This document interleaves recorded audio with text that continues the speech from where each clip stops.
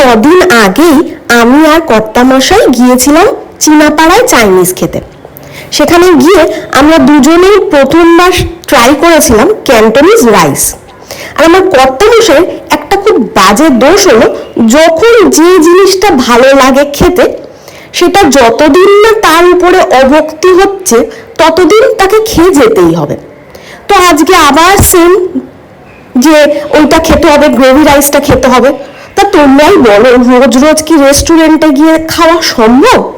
তাই আজকে বাড়িতেই বানিয়ে ফেলেছিলাম গ্রেভি রাইস, আর তার সাথে একদম ড্রাই হানি লেমন চিকেন। প্রথমবার খেয়েছিলাম চীনাপাড়ায় গিয়ে এই গ্রেভি রাইসটা, আর প্রথমবার বানিয়েছিলাম আজকে বাড়িতে এই গ্রেভি রাইসটা। দারুণ হয়েছিল কিন্তু। রেসিপিটা কিন্তু আমার চ্যানেলে রয়েছে, পারলে অবশ্যই দেখো আর বাড়িতে ট্রাই করো।